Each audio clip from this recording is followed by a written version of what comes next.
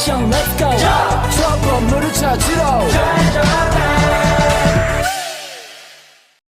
Assalamualaikum warahmatullahi wabarakatuh.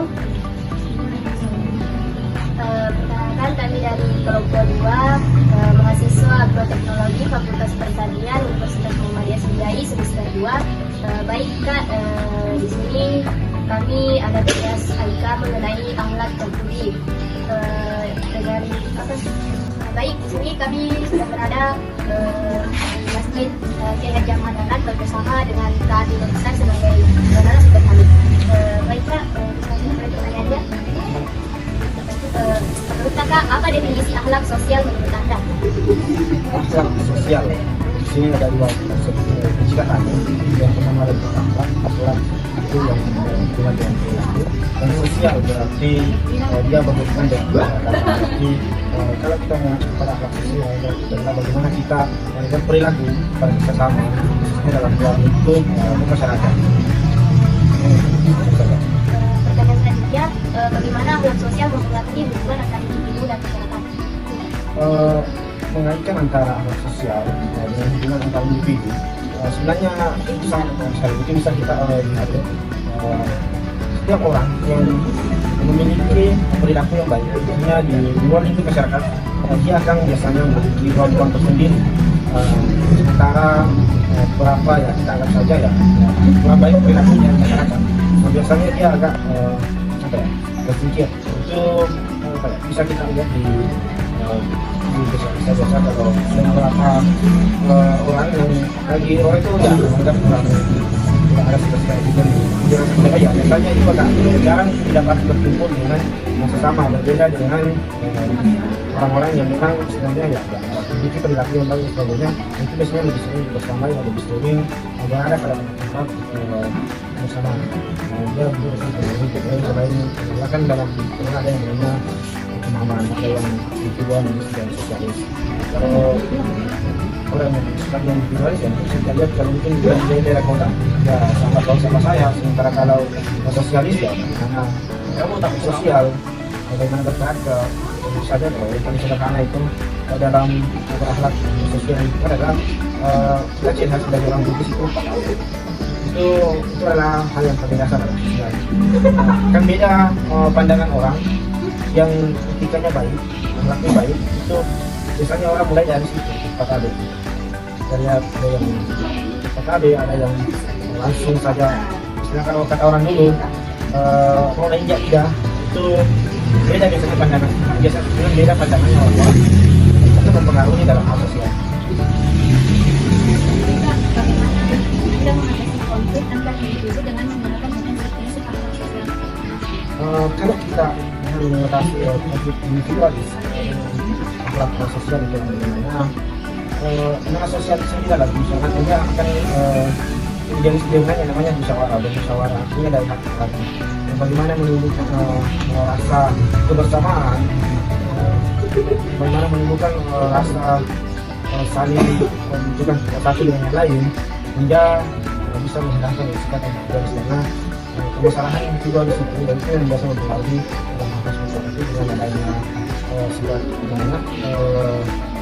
sosialis itu ya bisa kita lakukan bagaimana jangan sampai namanya tetangga satu rumah tapi tidak saling mengenal, bukan setidaknya karena apa ya dan orang itu orang lain yang merupakan tetangga itu lebih baik daripada saudara kita tetapi tinggal di tempat yang jauh, karena jika terjadi sesuatu kepada kita itu yang pertama membuat kita terkena kita.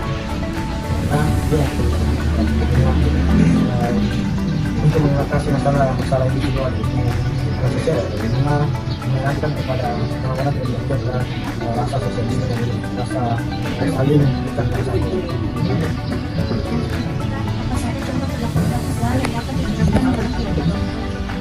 Perilaku akhlak sosial yang dapat diterapkan di keseharian tadi itu yang paling mendasar itu kebiasaan kita PKB itu hal yang sangat penting. Kedua adalah mengucapkan salam, senantiasa mengucapkan salam saudara sebelum semua bagian dari Islam, semua dari bagian yang baik, dan semua adalah saya rasa hal-hal yang sangat berhubungan dengan sosial, dengan menjaga sosial lain semua menjaga ikatan dan sebagainya, semua itu mengacu paling sederhana ya, kita bikin kepada adik untuk senantiasa mengucapkan salam. Baik, pertanyaan selanjutnya yaitu bagaimana akhlak sosial dapat membantu membangun komunitas yang harmonis dan berkelanjutan? Bagaimana akhlak sosial mampu membangun komunitas? Kita mau mengambil contoh perusahaan adalah organisasi. Organisasi itu adalah sesuatu itu dalamnya melibatkan satu karakter. Karena kita berada di lingkup perkuliahan itu kan termasuk sosial di kampus, organisasi yang paling independen dalam membentuk akhlak itu adalah kata mahasiswa Muhammadiyah itu sendiri. Ini dari sana bisa melihat bagaimana perbedaan karakter pada saat berada di kata mahasiswa Muhammadiyah dengan berada di organisasi lain, karena setiap organisasi dia memiliki ciri khas sendiri.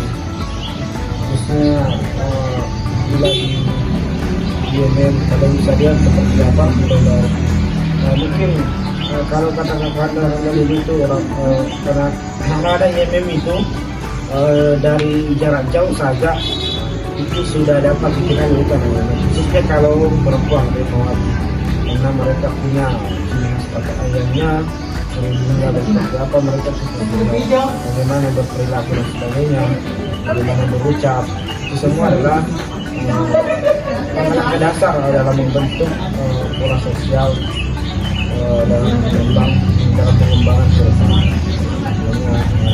Kalau di ruang lingkup mahasiswa, bahkan memang dalam berorganisasi manfaatkan memang hal-hal yang dapat membentuk kalian. Saya sering dulu menyampaikan itu bahwa apa yang kita dengar atau suatu informasi yang kita peroleh itu kita olah dulu sebelum kita terima. Kalau kita istilahkan itu, kalau kita di suatu makanan punya dulu sebelum ditelan. Maksudnya adalah dalam suatu hal itu ya kita perhatikan dulu prosesnya, dia akan mengarahkan kita kemana, apakah dia akan mengarahkan kita ke yang baik, yang sesuai syariat, yang mampu membangun masa depan dalam bersosial, atau justru sebaliknya. Baik, pertanyaan selanjutnya yang akan terakhir yaitu bagaimana peran agama dan budaya dalam membentuk akhlak sosial seseorang?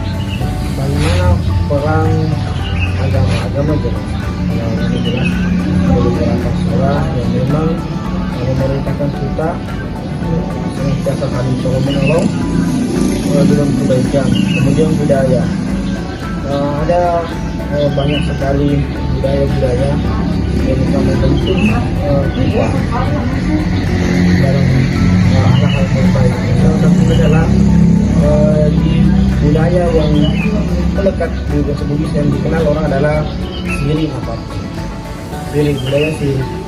Itu budaya siring atau rasa malu itulah yang salah satu budaya yang mampu membentuk salah satu akhlak yang baik.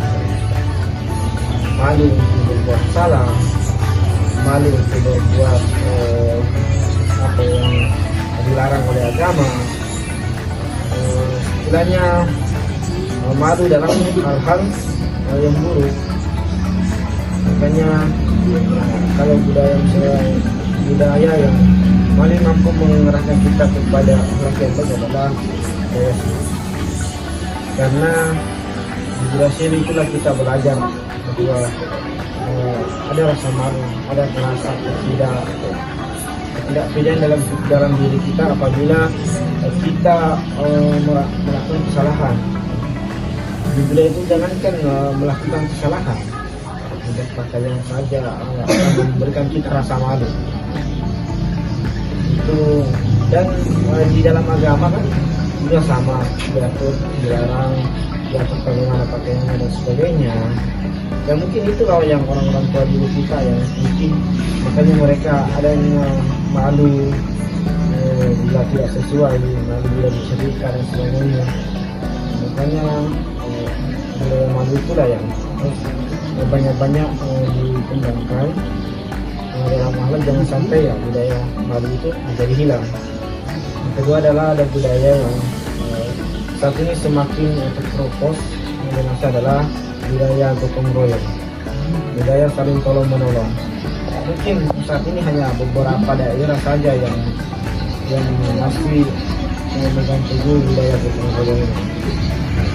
Bahkan padahal dalam budaya gotong royong itu kalau kita ikaitkan dengan agama kan, jelas perintahnya dan tolong menolonglah kamu dalam budaya itu kan ada sesuai dengan agama, budaya juga ada. Mungkin itu sedikitnya kalau dari segi agama dan budaya mungkin membentuk akhlak yang baik. Baik, terima kasih atas jawaban, informasi dan waktu yang telah diluangkan. Kami ucapkan terima kasih. Assalamualaikum warahmatullahi wabarakatuh. Jadi, Hai, naik aja.